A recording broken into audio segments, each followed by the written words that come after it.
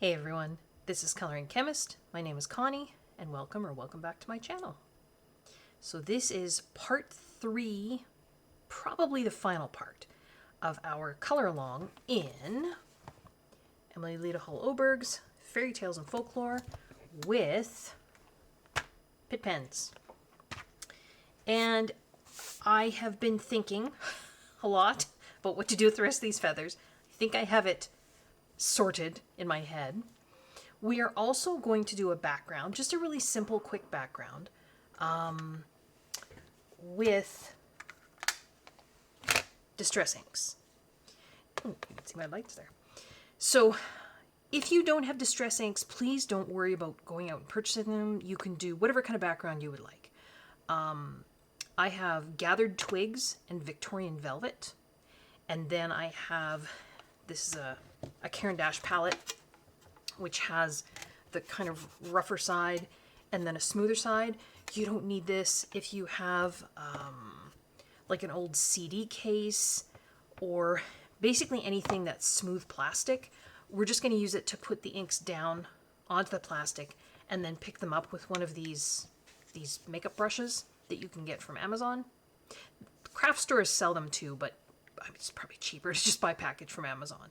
And if you don't have this, that's fine. You can use the little foam blender things, right? If that's how you use inks.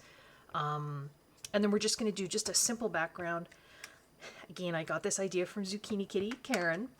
And I will say, this is based on her color palette. When she did it, though, it was much more muted and beautiful than mine. Mine's brighter, I think, because Pitt Pens themselves tend to be a bit brighter. So this is inspired by Karen Zucchini Kitty, but she does it. Oh, beautifully, beautifully. She also, when she had done this ink background, she then used this little stamp that she had.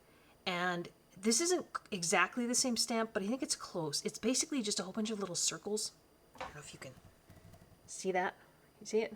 It's like a spatter stamp or something like that. And then we'll just put some little, just to give it some interest and texture. But don't worry about that quite yet. We do need to finish the feathers on the bird. And we need to finish little embellishments.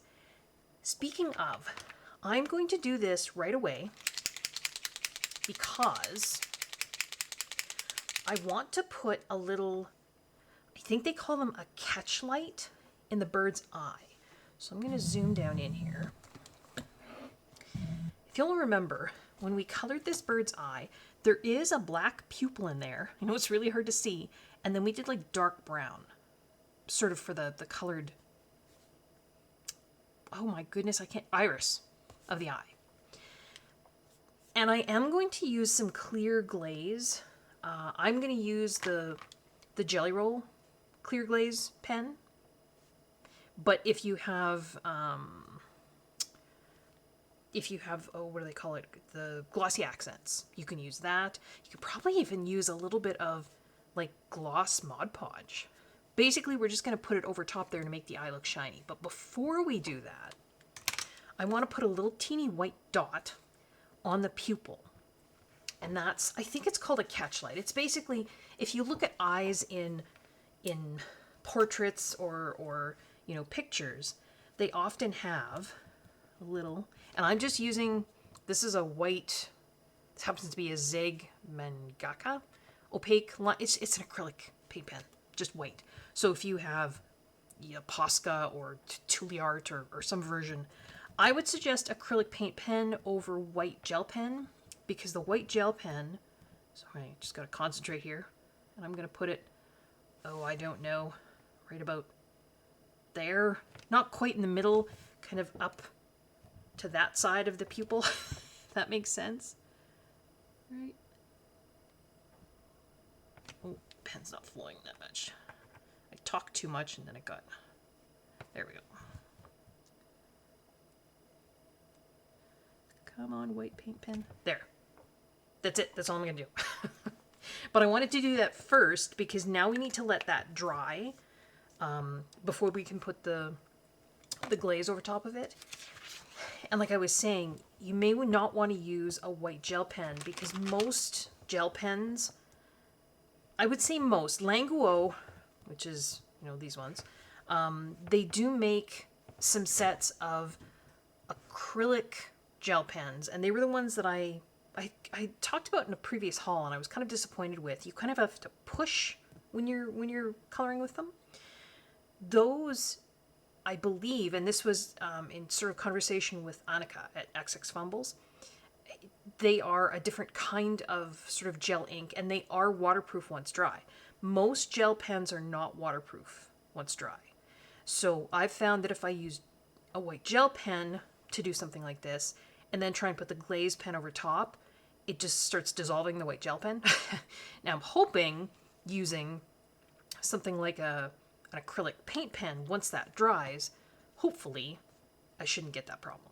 So that's why I say like a Posca or Thule art or something along that lines. Or even if you just have some white acrylic paint, like craft paint, get a really teeny brush and just put whoop, a little dot. That's all we're looking for there. All right, so that's going to dry. I think what I decided was, for the rest of these feathers, I'm just going to stick with the blues.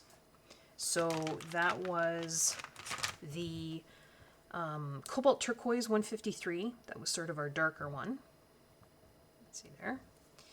And Light Cobalt Turquoise 154. I know that's really hard to read. They put white writing on a pen. As always, all of the colors will be listed down in the description box below.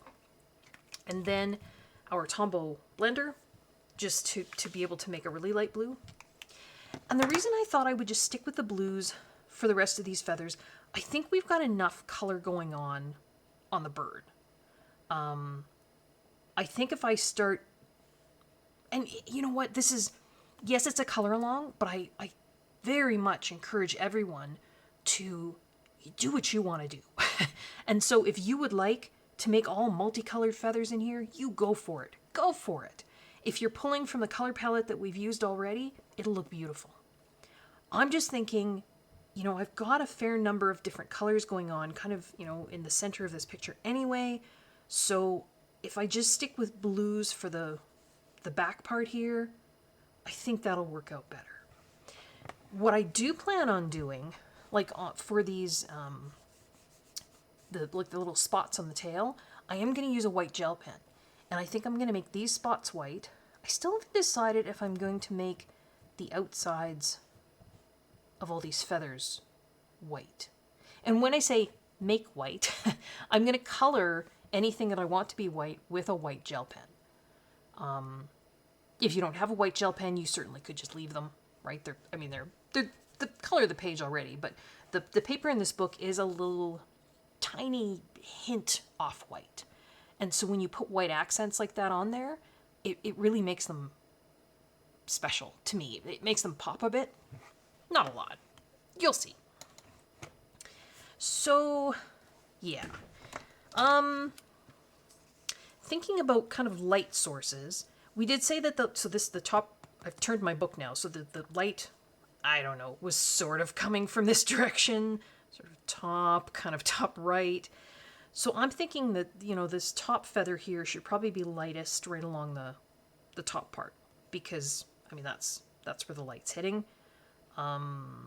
Same thing here, right along this back, that's going to be lighter up there. I'm still not sure what I'm going to do with the outsides of those feathers. We're just going to leave those for now. So we'll take our caps off. Put them off the front here. Cap off my blender. I am going to scribble out my blender just to make sure. Yep, I cleaned it last time. Always good to do that. I know we're going to have the weird focus issues again. My apologies. And I hope the sound is better. I did turn up my microphone a bit. What if I came out a bit? That might help with focus. Maybe not. So this top feather, it looks to me as though it's tucked underneath that feather there. So I'm going to take my darkest blue, and it's tucked underneath the ruff there at the top. Just little flick, flick, short strokes. I mean, you can draw a line there if you want. And then I just sort of, just so it's not a solid line. Do you know what I mean? Then my lighter blue. You guys hopefully are getting the hang of it by now. Right, kind of blend out the darker blue a bit there. Pull it, feathers a bit broader at the bottom so we can pull the lighter blue out a bit more.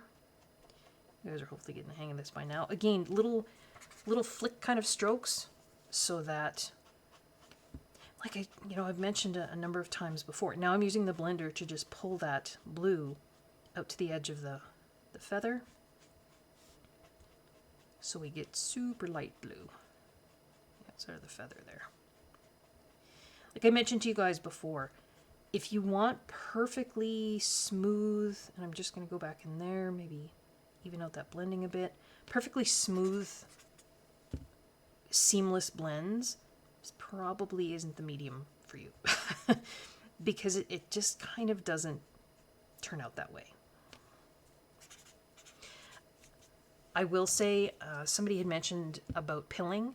Yeah, I'm getting pilling, particularly when I use this blender. The pens themselves don't tend to cause pilling. And instead of using a Tombow blender, if I was using, Staedtler makes a liquid blending solution. And I do have some in like an empty, it's called a Schmincke Aqua Drop Liner. I think I've shown it before. That probably would maybe give less pilling. But the Tombow blender, particularly if I, go back over areas where they're already wet, yeah, I'm going to get a little bit of pilling. I don't worry about it. This paper is so thick, it's not like it's destroying the paper. So, not going to worry about it too much.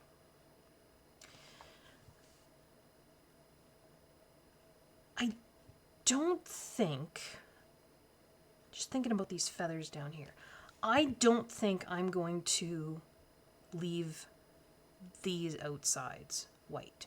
I might leave these ones white, but not these ones. I don't know why. I couldn't tell you why my brain is telling me that, but that's what it's telling me. So I'm going to make these outsides blue.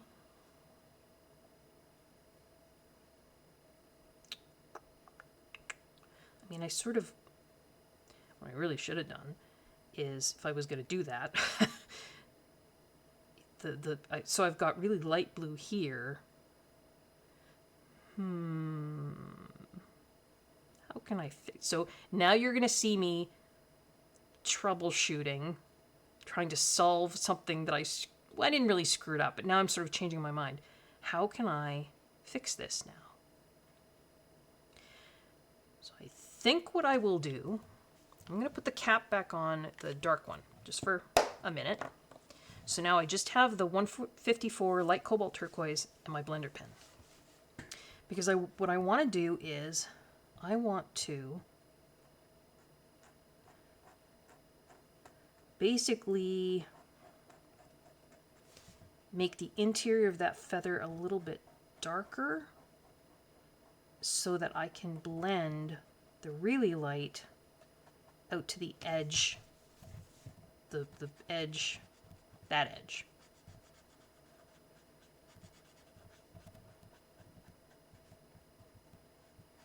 Makes sense? And I'd already sort of done that blending. And I'm going to put a little bit of this right up under that ruff. Ooh, almost dropped it. I think I mentioned that once before too.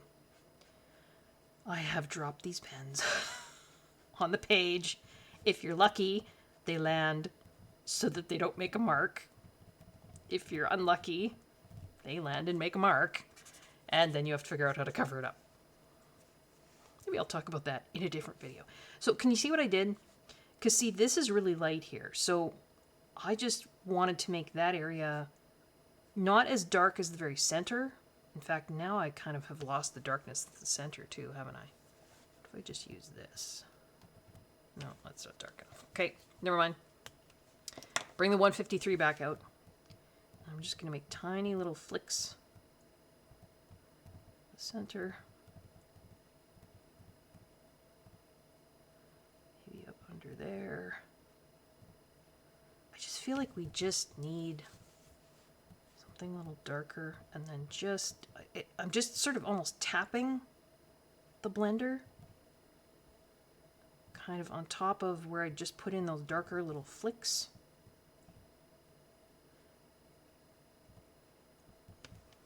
There, I think we've gotten some of that darkness back in the center. I could, if I wanted to, kind of emphasize the... Do I want to? I don't think I do. I was going to say I can emphasize each little section. I'm not going to worry about that. Okay.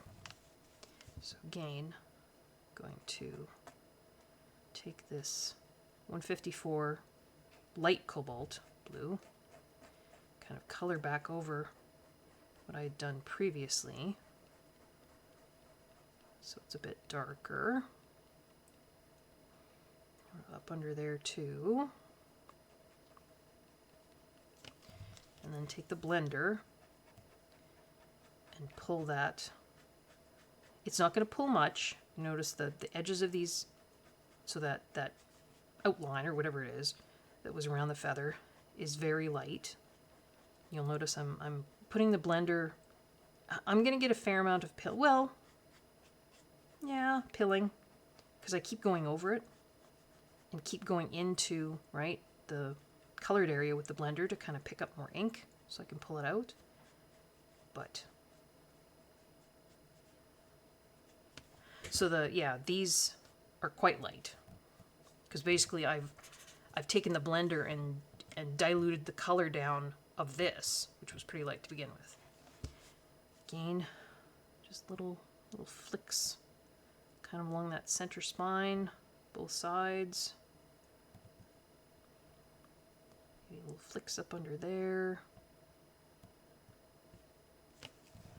And then just take the blender and just kind of just tap it or touch it. See what I'm doing there? Just blends out a little bit. All these techniques I just sort of learned by trial and error. I actually had never watched anyone color with these. I just sort of figured it out. So yeah, that's probably what you guys will have to do too. I mean, you can certainly see what I'm doing, but it just to kind of get a feel for it yourselves. I feel like maybe... No. Nope. Okay.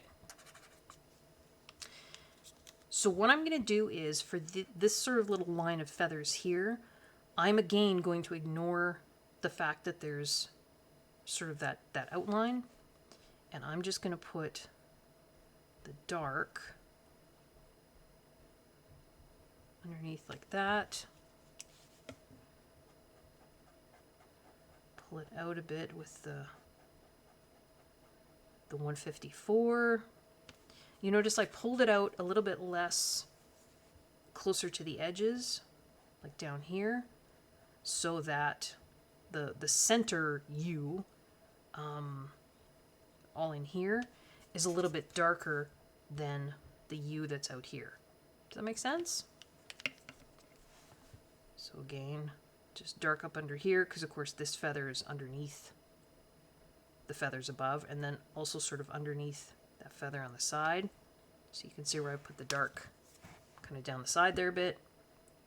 Take the lighter blue, pull it out, more so in the center there, less so on the side right there, because then I'm going to take the blender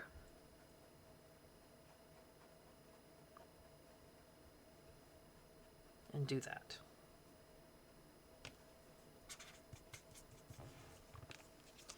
Same thing again with this feather. Dark where it's underneath the others. Light blue to pull it out, pull it down a little bit in the middle there. Blender, pull it out the rest of the way.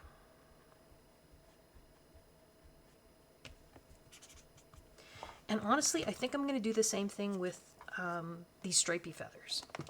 Now maybe once they're all colored, I don't know, we might go in with white gel pen or even the white Faber-Castell Pitt Pen.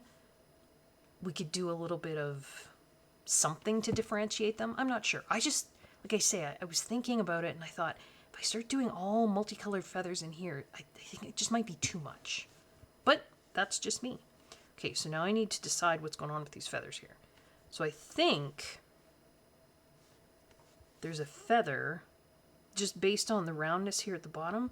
So there's a feather, the bottom feather is there. So I'm actually going to put a little dark because that's the edge of a feather lying underneath the feather above. You see that? I'm also going to put dark there. Just little flicks. Pull it out with the blue. And I'm going to pull this blue fairly close to the edge. I want these feathers, I think, a bit darker as we're getting, I don't know, that was a spur of the moment decision, as we're getting closer to the bottom of the bird. And so, you know, when I use the blender then to pull out just that last little bit, overall that feather should look darker, say, than those ones, just because they're all blue. Helps to maybe differentiate it a little bit. That's my thought. So now again, I think we've got the edge of a feather right there. And then here, because they're tucked underneath. I mean, sorry, that's technically not the edge of a feather, I guess. It's where that feather goes underneath the one above. Again, using the light blue to pull out fairly far. And then the blender just to pull out that last bit.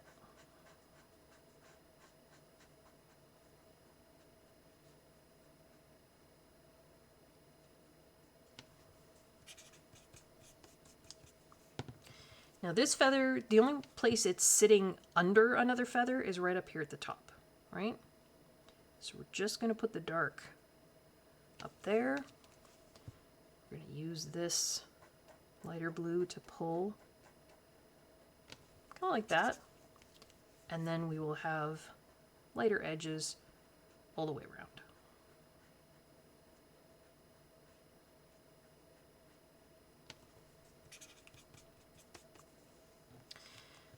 The underneath of the bird's tail, sorry, just adjust here. I think I want quite dark.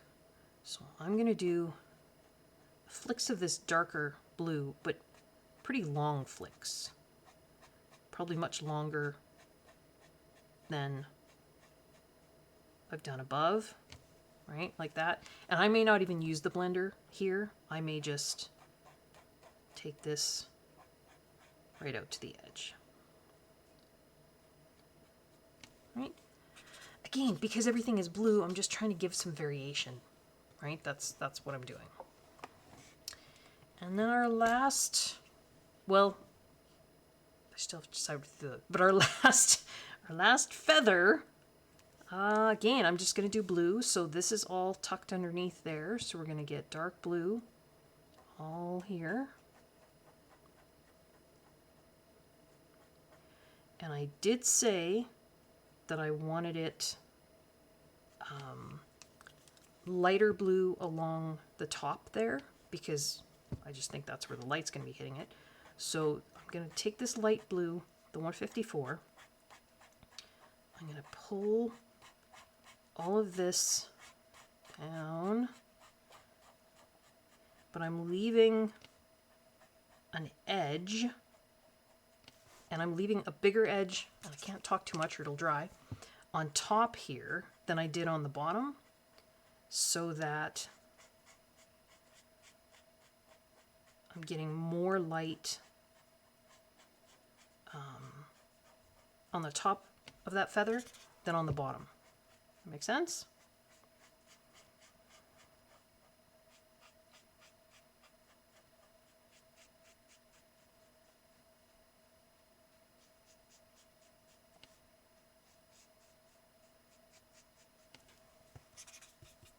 And you can see, I mean, we've just got these three, right? But, I mean, we've created, that's different. And we haven't, you know, pulled out any other colors. It's just how much we diluted them by using the blender, how much we pulled, you know, how much dark versus medium. I mean, I guess I'm calling this medium because I guess pulling it out is the light, but how much of each, you know?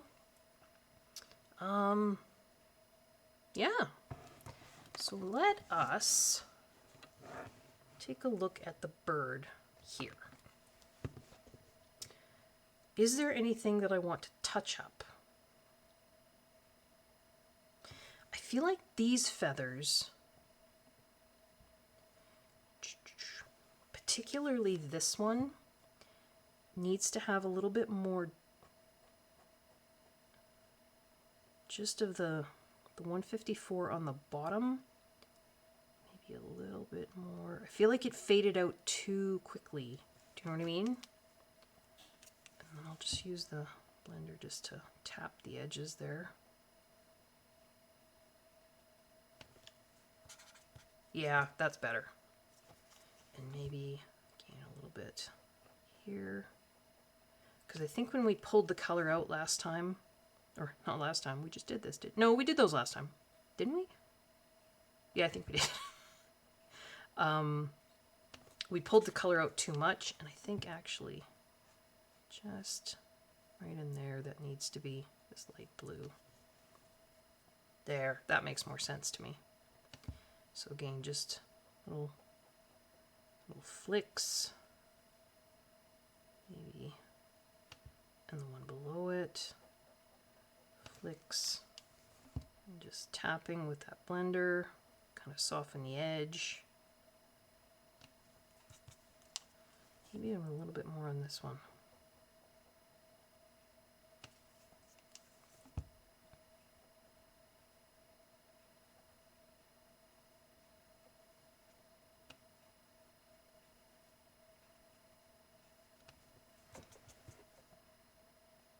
What do you think? I think that's better.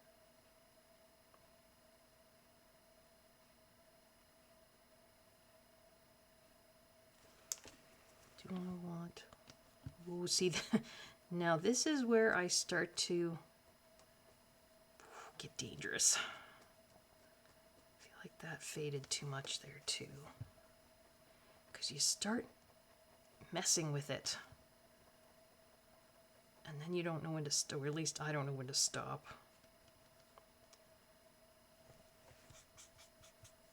Yeah, that's better. That's better.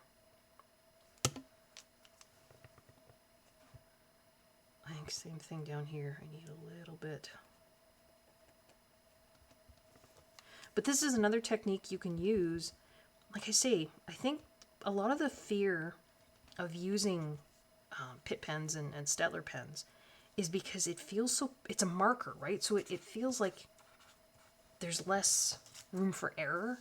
It's like, oh, if I make a mistake, you know, what am I going to do? But you can go back and fiddle. You can. It's a different technique than fiddling with, you know, pencils and going back in. And quite frankly, if you don't feel comfortable with you know, going back in with markers and fiddling, I'm just going to put the caps back on things here. You can, because these colors match with the Albrecht Durer and the Polychromos colors, you know, if you felt uncomfortable going back in and doing more shading or fixing with the Pitt pens, or you know, were worried about the paper pilling, you can use Polychromos to do shading, because it's, you know, 154 or 153 or any of these colors in Pitt pens, they're exactly the same as the Polychromos colors. So that's the nice part. Okay, I mean, our coloring is pretty much done, except, do I want to, is that too much white on the belly of the bird? I don't think so, because I really am finding more and more, if I have white elements on my coloring, it really helps the other colors to pop. That's what I'm finding. So now comes the fun part. We get to do some, and well, should I do the fun part before I do the background, or should I bite the bullet and do the background now?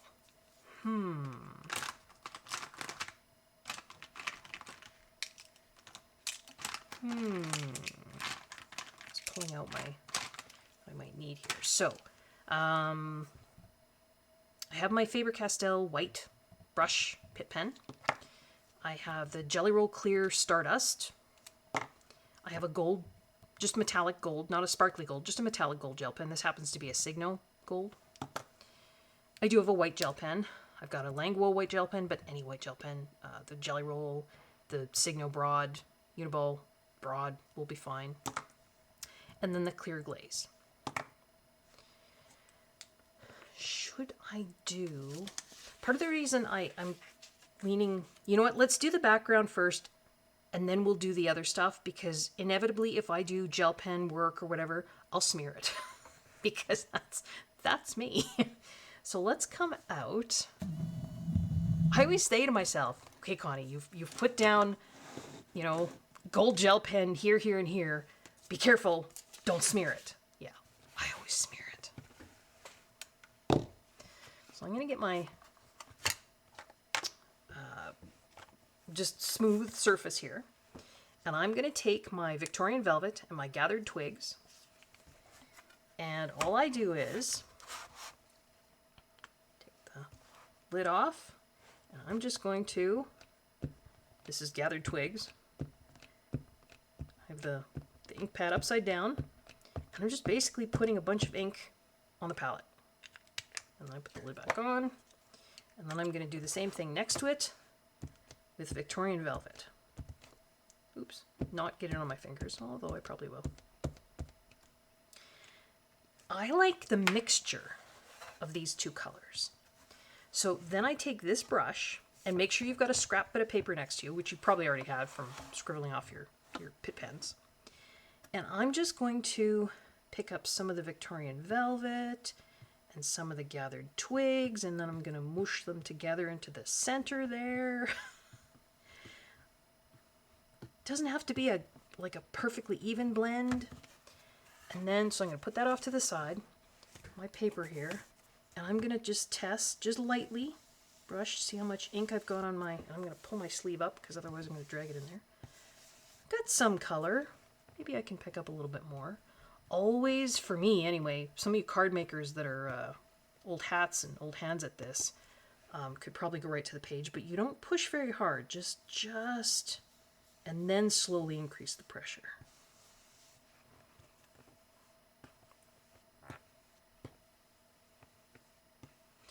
Also going to take these off. Is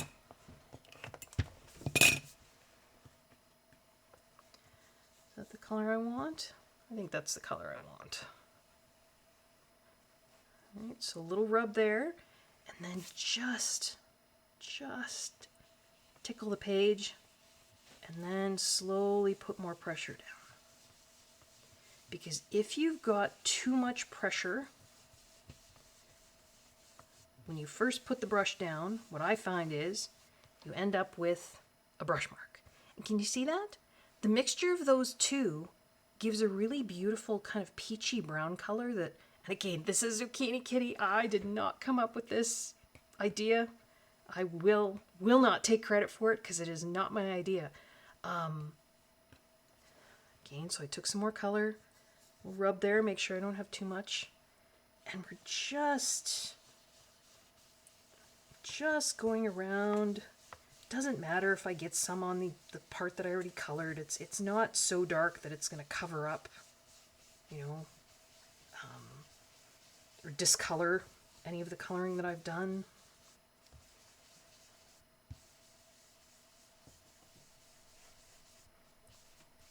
If it's not even, it doesn't matter. So I've got a little dark spot there. It doesn't matter. Picking up a little bit more. If I have to put more ink down on there, I will. Just tickling it. Slowly putting... This is how I do it. I could be completely wrong. Again, those of you who are card makers, maybe this is absolutely not how to work with ink, in which case I apologize. You're welcome to kindly correct me in the comment section.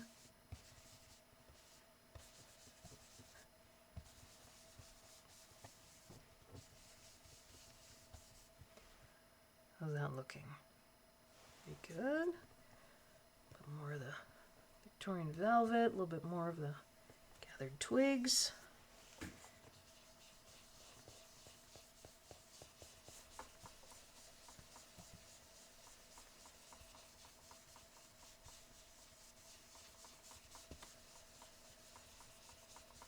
Now, I didn't put anything here because I'm not actually going to go right up to the edge of the pages. It's more just like a little, almost like a little colored cloud around our bird. And so I wasn't worried too much about, you know, protecting here. But I mean, if you wanted to, you could put a piece of washi tape along the edge there.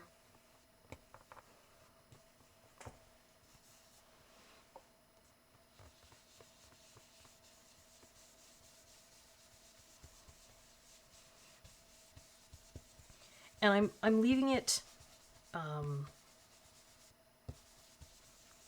lighter, kind of next to the bird, almost like, so there's like a little halo around the image, if that makes sense. And then if there's areas that I think need more color, you can just kind of go back over them.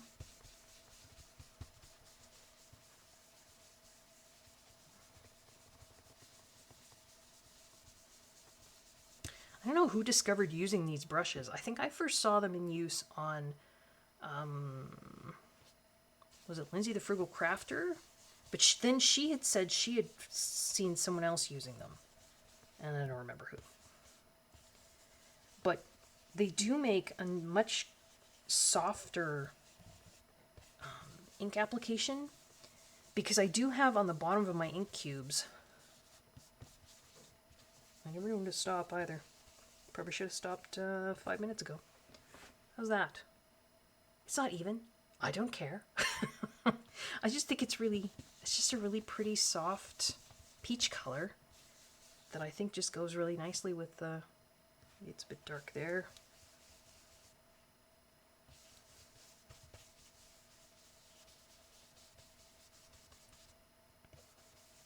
And you notice I'm touching the image with my blending brush here. It doesn't matter.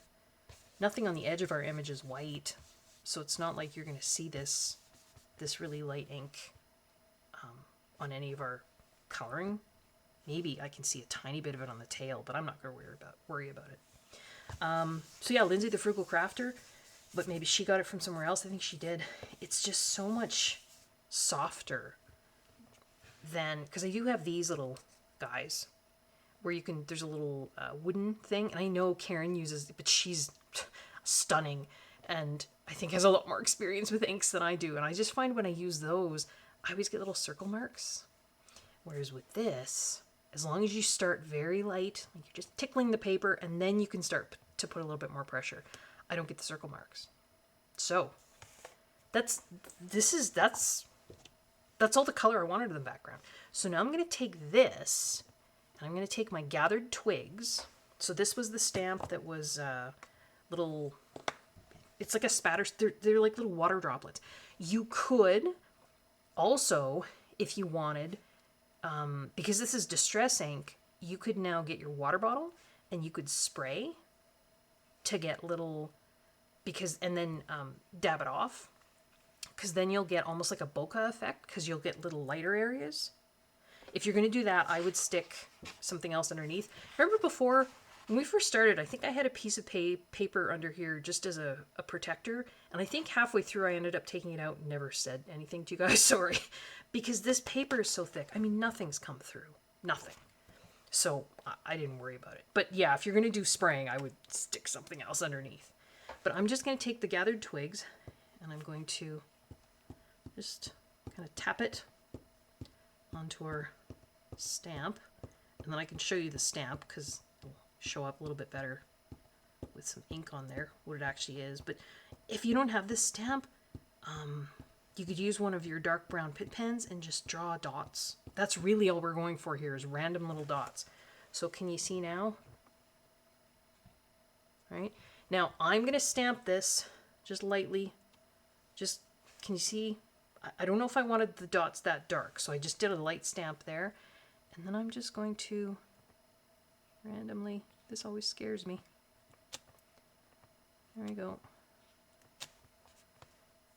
And that's called what? Second generation stamping too. Turn it sometimes. Maybe put a little bit more ink on here. I basically just want random dots in where I've stamped. And again, just gonna stamp it gently just because I'm not sure I want that much ink. Turn it. And I might be stamping over top the image. I don't really care. It'll be fine. There we go. And I will bring the camera in closer once I'm done this so you can see. It's subtle, right? It shows up more to me to my eye than it's showing on the camera. Okay, just because I'm not sure I want it that dark. Keep turning the stamp.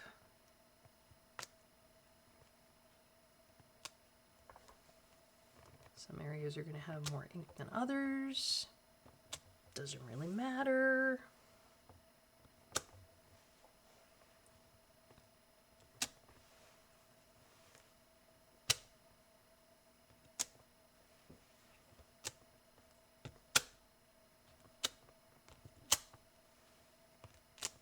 The part about stamping is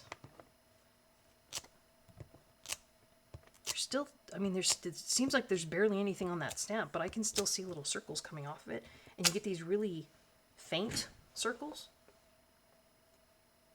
And I think that might be all I want. Just put the lid back on my ink. And I'm going to bring you down so you can see a little bit better what we've done. Can you see? It's just ink. This little random, there, we can get really close, little random spots. I'm not the best at this, you know, I always look at it and think, oh, you know, should I have come out more here, there with the ink, you know, maybe I came out further. In fact, I could even now go back with this, pick up a little more, assuming it hasn't dried over here. Still seems to be okay. I feel like I should have gotten further out to the edge here. Maybe I should put something there. Maybe we'll just grab our scrap paper and kind of hold it there. So I'm not inking the next page. Just because I felt, I don't know, there was more white space on this side than the other. I don't know. I need to learn to stop, I think. A little bit more up in that corner. I didn't put anything underneath. Hopefully I'm not. I bet you I am, though. I was going to say, hopefully I'm not getting ink on the next page, but you can go back over top those spots you just did if you think they're too, you know, there's maybe areas where you think, no, that's too dark.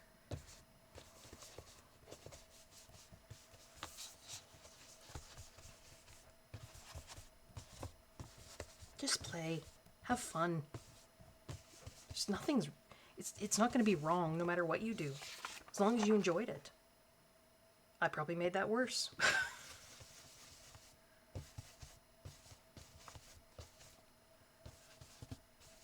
I keep saying I don't care, but then I can't leave it. I think I'm trying to convince myself I don't care. And grab a little bit more here. It's funny, at the end, when I'm doing this, is when I always forget to check my brush on a scrap piece of paper first. And how many times have I grabbed more ink, gone back onto the image, and then gotten a great big dark spot because I forgot to check my brush at the end because I'm just sort of in a panic trying to make it better. There. Okay. Stop, Connie. So I will wash the brush and the stamp and the palette in a little bit. Make sure my lids are on so they don't dry out. Clips to the side here. All right. So now we just get to just the last little finishing touches. So I did say that I want to make these little circles gold on the crown. So let's come in. I don't know if you need to... Oh. No, it's not.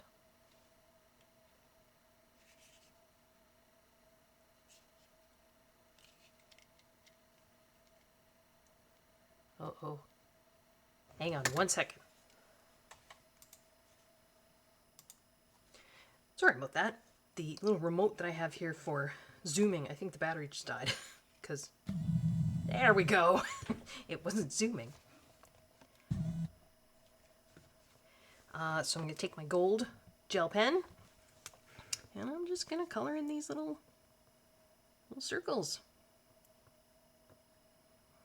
Not going to worry about going over any of the illustration lines because we didn't cover the lines anywhere else, right? These little circles, my gold. You could use your, if you have the super golden markers, they should be fine on here. But any gold gel pen. Those gold. Okay. I think those 4 dots above the bird's eye, I'm going to make white. And I don't know, I could regret this. Just going to make sure my white gel pen is working. Nope, going to do it.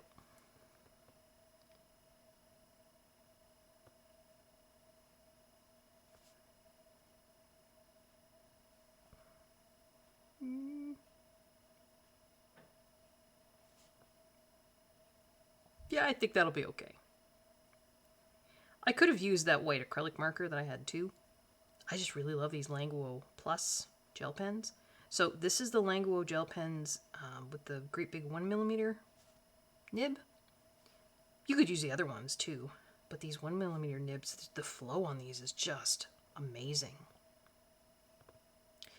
You'll notice with all of these things that, you know, they take a bit longer to dry. I'm kind of working down so that I'm not smearing them with my hand. That's the intent anyway. So now I think that original, and can you see just putting that little catch light in the bird's eye? I don't know, it just makes him alive somehow. But I would like to put glaze over sort of basically the whole dark eyeball, not this blue ring that's around it, just the brown on the black parts. So this is the clear glaze, and again, so I'm just gonna make sure I've got good flow going to the side here. Sometimes with these glaze pens you can get like a little dried bit on the very tip, so just make sure that's not on there. When I put this on, I just do it in very small circles, so a fair amount of it goes on.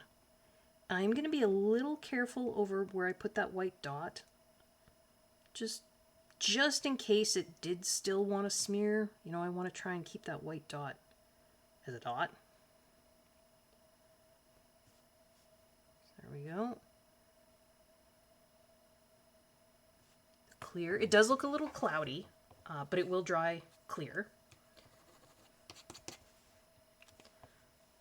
That's going to take a while to dry, so just remember that. Don't close your book. I did think these little black dots here would be better white. What do you think?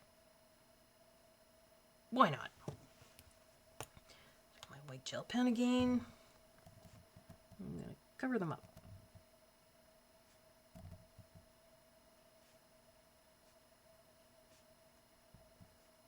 I guess they stand out less because it's kind of a peachy colored. I don't know. I like that better. What do you guys think? If I decide I don't, I can go back and make them black, I guess. But I think I like that better. I did say I was going to make these white as well. Now, if you wanted to, you could go right over top the black lines. But I'm actually leaving the black outline there because we didn't, sorry, I was saying again, I think I got distracted. We didn't cover up the line work anywhere else on the bird. So maybe to cover up the line work there might just look odd. I mean, I've done that before in pages. I don't tend to cover line work when I color, but sometimes in certain scenarios I'll cover line work, but I am still not sure about these. I feel like that's too much white. Let me come out here.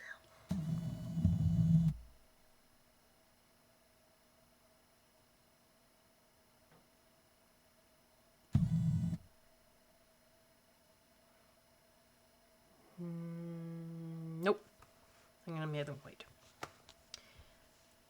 Most birds have a fair amount of white on them. Not all. So I actually am going to color these with the white gel pen. If I decide I want, because technically now these are part of the feathers, and they do go up and underneath the feathers above, right? So technically there should be a bit of shadow, but I'll show you what I'm going to do for that after I color these and hopefully they dry. Again, I just like anything that I leave white like this. I sometimes, particularly cartoony things like this, right? This isn't a real bird. There's, you know, we're not aiming for realism here. I do like coloring with the white gel pens.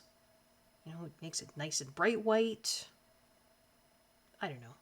Just a me thing, I guess. You guys are probably bored now. You're just watching me color things with a white gel pen. I did, in some cases, go over the lines a bit with my coloring too. So this covers that up. So I got a little bit of peach inside those white circles. Just cover that up.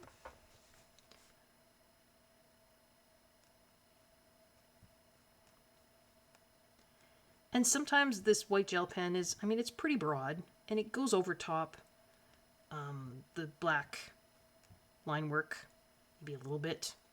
I don't worry about it. If there's any areas after it dries where I think, you know, I've done a little oopsie and really covered up more line work than I intended to, you can go back in with a black fine liner once this is dry and just kind of right over top of it. Or your black Pitt pen will right over top of it.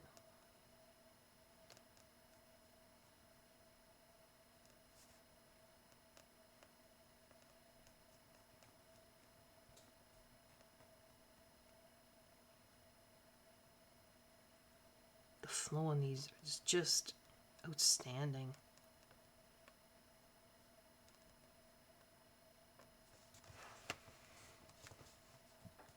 It's a tougher one. Try not to.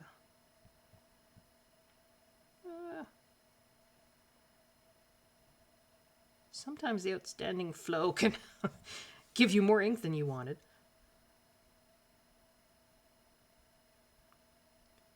In small areas, that can be tough.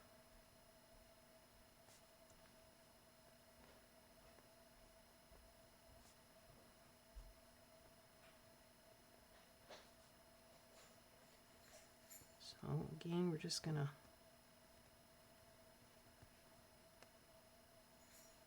try and leave the line work.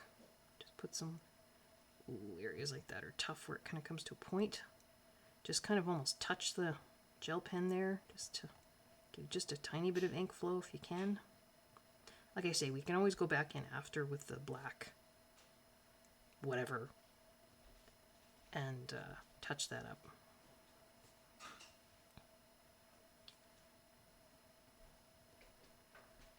I can hear Mr. Coloring Chemist coming up behind me. Hey, Mr. Coloring Chemist. Oh, hey, you. How's it going? Well, it's going very well. What do you think? Oh, I like it. Really, or you're just saying that? No, I do. I love the shading on the green. Don't. There's wets. Don't touch. What? Sorry, just wanted to warn you. There's some wet ink and things on there. Well, Didn't want you to put your finger down and. Okay, but I was going to point, but that's a good call. Okay. No, I do love the coloring on the leaves, but then I do like a good green. I love a good green. But then I like the coloring in the red on the flowers, and then the branch kind of sets it off. And did you do all the outside as well? Mm-hmm. That's very cool. How did you do the speckled effect? With this little stamp. Oh, okay. And just so we use the brush Mm-hmm. to put the kind of soft, Mm-hmm. and then use the stamp to stamp all the specklies. Goodness. It's involved. Coloring, it is very involved. The techniques involved in coloring are much more varied than I ever thought possible. But I guess it's only limited by your imagination. It is. That's very cool. Yeah. And I do love a good blue. You know I love a good blue. I do know that Mr. Coloring Chemist does love a good blue. I am a little blue biased, I gotta say. Yeah. I love a good blue. And a green is not that far behind. So with the blue and the green, I do like it. Yeah. All right. Yeah. Are we focusing on anything specific today? We're or? just doing finishing touches now. Oh, okay. Was this a color along? Yes. Oh, okay. Yeah. Very interesting. No, I was just thought I'd take a look, see what was going on. All right. Well, thank you for not touching and smearing things. After this is part 3. We've been at this for hours now. Oh my! So for me to come in and just be unconsciously or smearing unintentionally smearing, that would be terrible. I would feel terrible. Well, there would have to be a pause in the video while bad words maybe were said. Yeah. And I realize it would be unintentional, but still, that the damage would be done. That's hard to fix. Yes. Yeah, Yes. okay. All right. Looks lovely. Thank you. All right. Bye. Bye. All right. So we have the Mr. Coloring Chemist seal of approval. Okay, so the only other, well, I shouldn't say. So I was thinking these little white bits here on the flowers, or these bits here, I was going to make white. And the circles in the center, I was going to make gold. Yeah, I mean, we could make these white too, but I'm thinking. Oh, now I was talking to Mr. Coloring Chemist. My pen stopped flowing. White. Now, do I trace that line white? I don't think so. You could if you wanted, but I think because I'm leaving the line work in, if I trace over that line white, I don't know. That look weird? Oh, should we do it? Let's do it. Oh, that does kind of look weird. I'm gonna have to do it now, though. Like I say, if I don't know.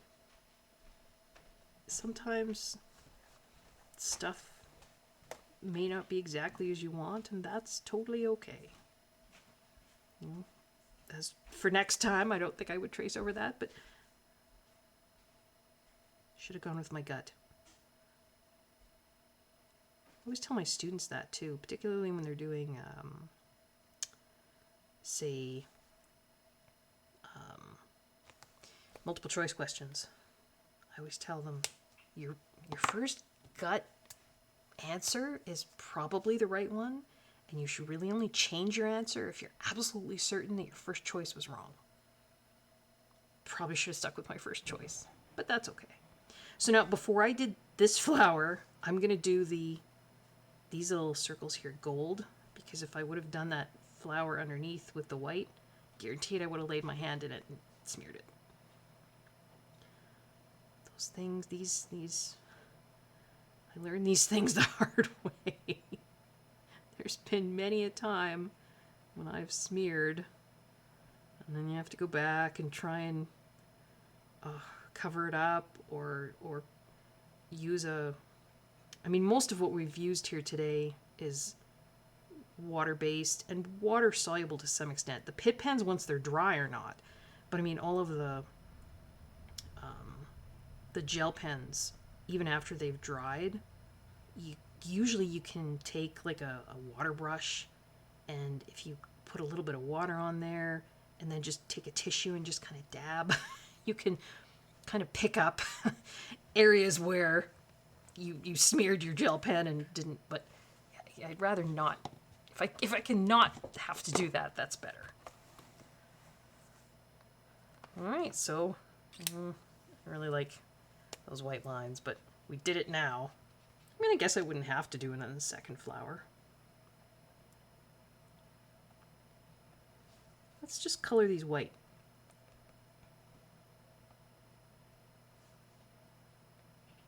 And then on that first flower, I don't know.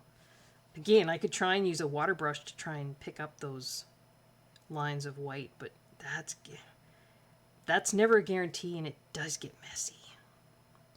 I'd rather not create a larger problem for myself than I need to. That's gonna look silly if I don't do the other one though, won't it? Ugh. Okay, what if for the second one,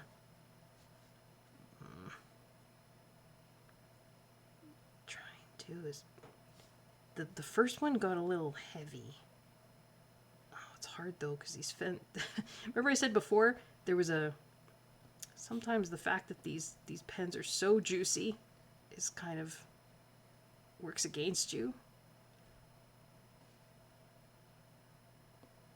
I can't even feel the pen touching the page. I was trying to do a little bit lighter so it's not quite so white.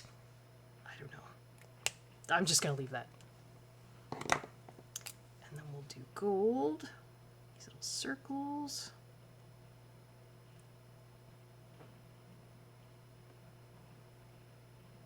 Sorry, I feel like did I finish my thought earlier? We're talking about these gold circles. Super golden markers. Yeah, I did. Yeah. Acrylic paint pen if you have a gold one, like a gold metallic one. Anything that's oil-based, though, like you can get those Krylon leafing pens, or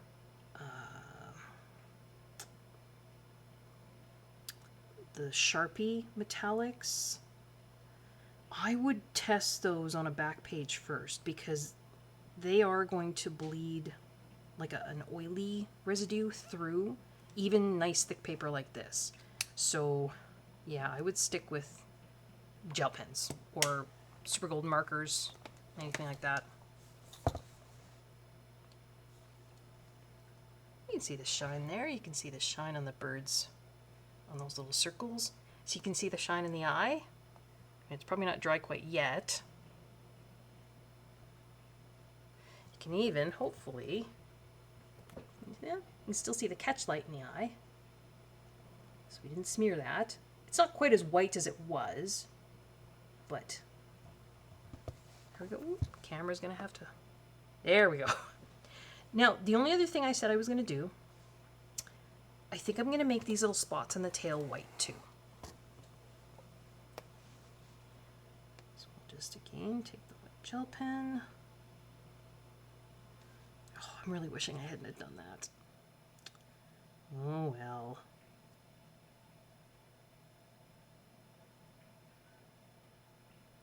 You guys are coloring along with me, you're probably like, darn it, Connie. Now I did it and I wish you hadn't done it too. Sorry.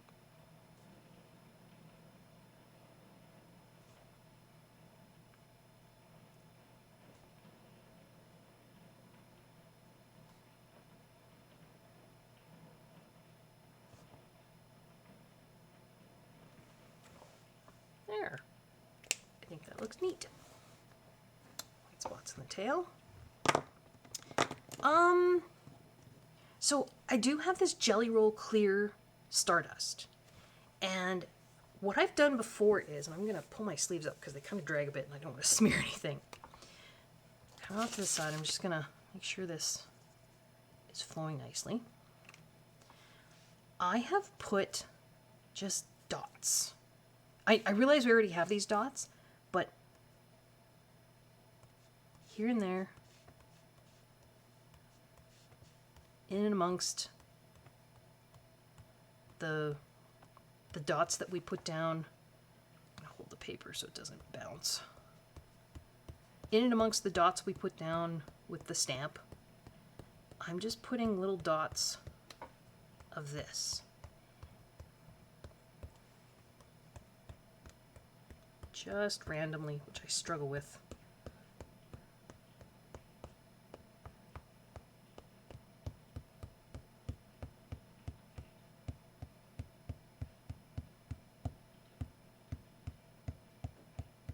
So basically, you know, any of the areas where we had ink dots from the stamp,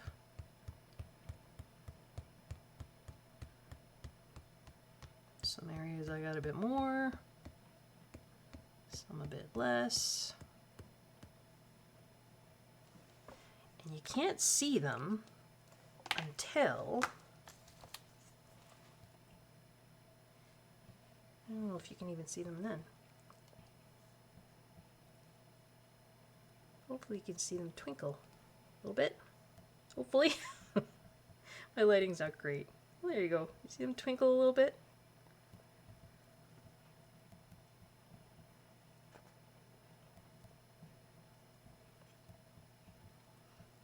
If they're not twinkly enough, because I didn't put too many on.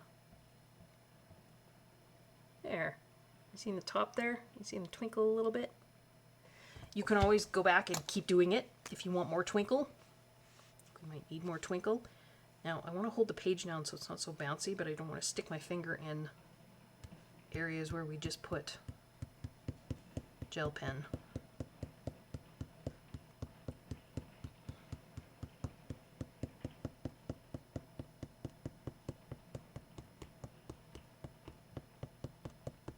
If you wanted the twinkle to be more intensive around the bird's head, because there's a crown there, you can put more dots up there.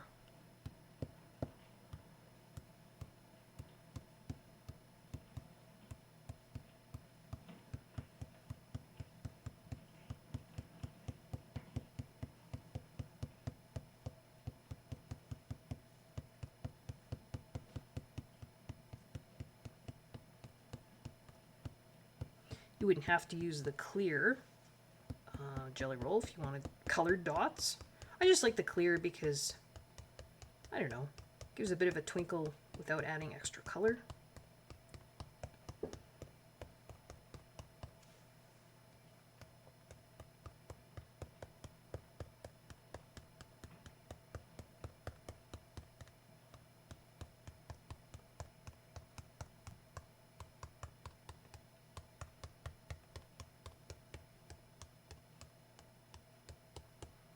Go out into the white, that's okay too.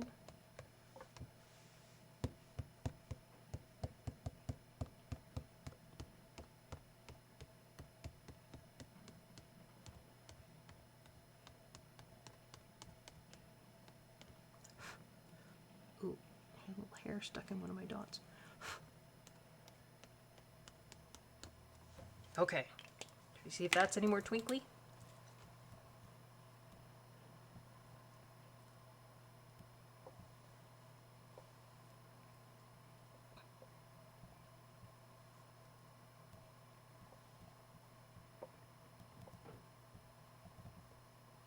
There, you can see a little bit of a twinkle. It's very subtle. I can see it more in real life than I can on the camera. So, anyway, I think. Oh, don't smear stuff, Connie.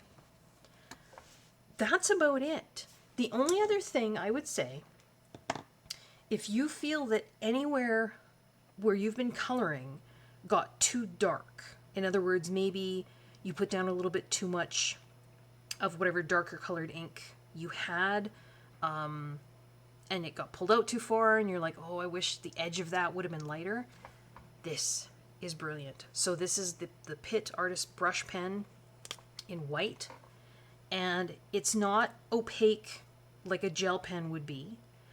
But what it does do, oh, I need to do this and not lay my hand in other stuff. Hopefully that my little sparkly spots are dry. Like say right in here, say I wanted the material right in between. Remember we said that it was going to be green material in here? Let's say I want that middle a little bit lighter. You can use the white Pitt pen, just sort of put a line in there, and then I like to just take my finger and tap it out. Some little dots even, tap it out. Dots, tap it out. Dots, tap it out. And it just lightens up an area where maybe, here, come in and show you too. Maybe you thought maybe that's a little bit too dark. So just some dots. See what I did there? Tap it out. Anything down in here. You just, hopefully that gold is dry. Dots.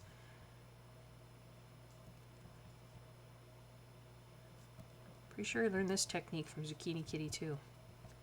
I don't know if she was using a Pitt pen, but it just lets you lighten up areas that you think are too dark. So if there's anywhere on your image where you think, no, that got too dark, you got too dark along here for you, maybe you feel that this is, just put some flicks down, tap them out. You got to be pretty quick to tap because you want the inks to still be wet.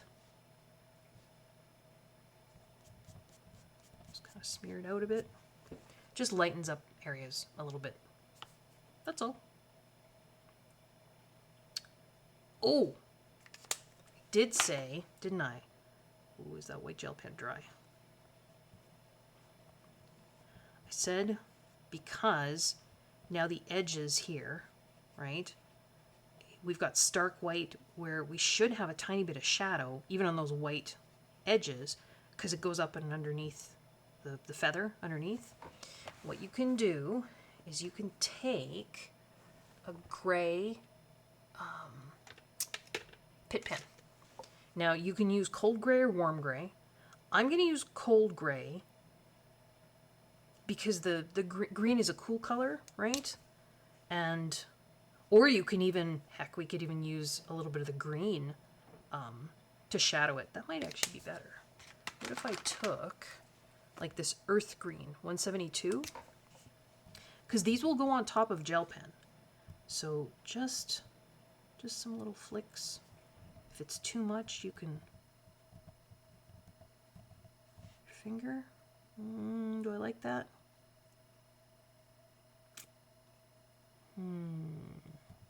Not sure if I do. How dark is this gray? If we did a gray instead.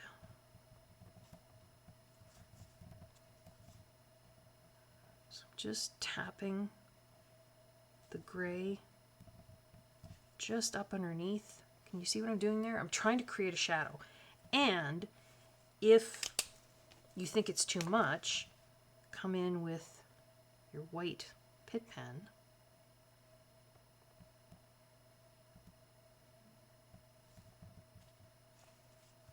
You see what I did there? Come in even more. Try and show you what I did. Ooh, sorry.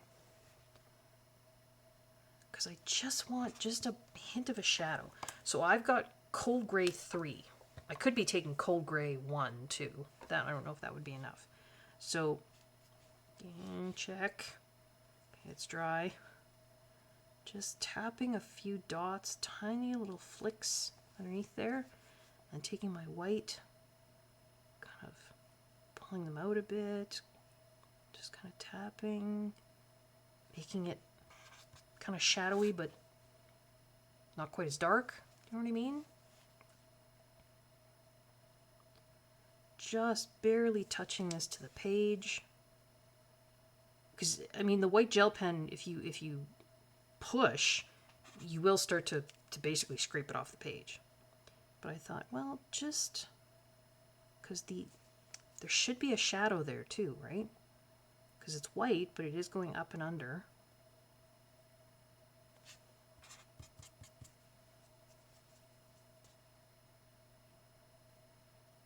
had I not done the white with gel pen, I could have done this earlier and actually just blended it out with the white Pitt pen. I keep scribbling off my white Pitt pen off to the side. A little bit there too.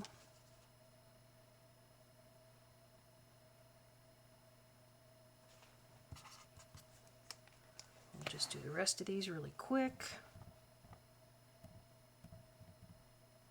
Let's see if we can do 2 at a time.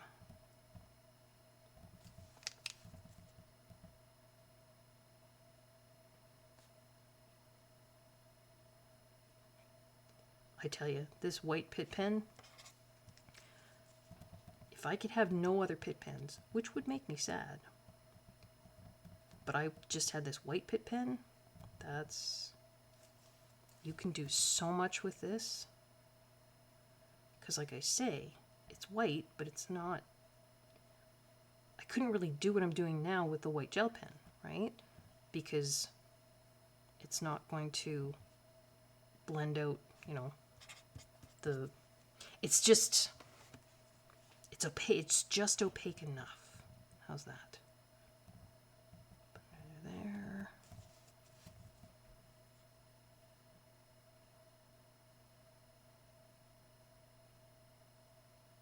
And I'm just doing little kind of flicks, just so that shadow isn't just a stark gray line. You know what I mean?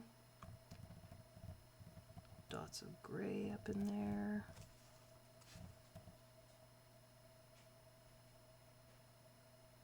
Little flicks.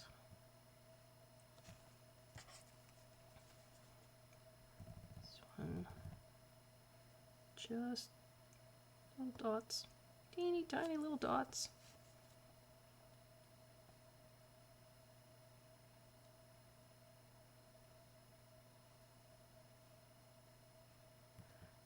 If we do another color along, we'll show you how I can use white to do blending too. We sort of did blending with the colorless blender here, but you can use the white to do blending with Pitt pens too. Just put a shadow there, down here, because that feather ducks underneath.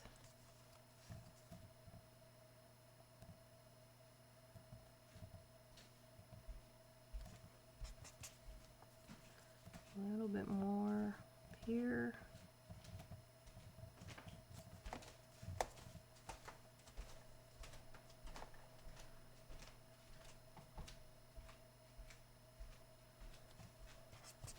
Almost done. And then here.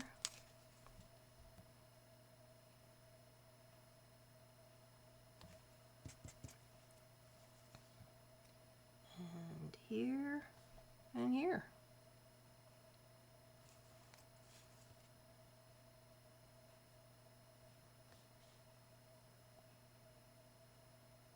Now, I mean, zoomed in close, that probably didn't look so great. But, I'll put the right caps on the right things here. There's my white. There's my gray, cold gray number 3. Let's come back out. Again, it's, you know, zoomed in close, it probably doesn't look that great, but if you come out, let's just tidy, let's get a good look at this without anything else. This way here.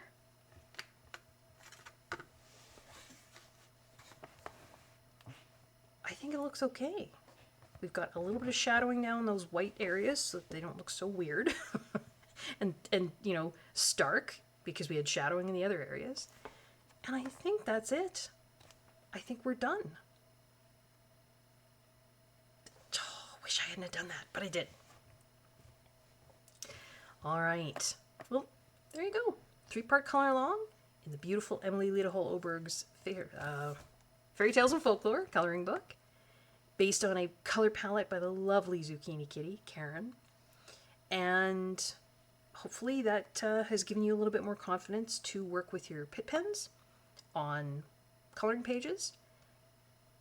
yeah, we'll maybe do some more, like I say, with Staedtler pens. We'll have to see. Just a little tilt here, see if we can see some shine on areas. I think you can see the gold. You can definitely see the glaze pen on the eye. Gold on the flowers a little bit. And the twinkle around the outside is pretty subtle. But I can see it a little bit. I don't know if you can see it on camera or not.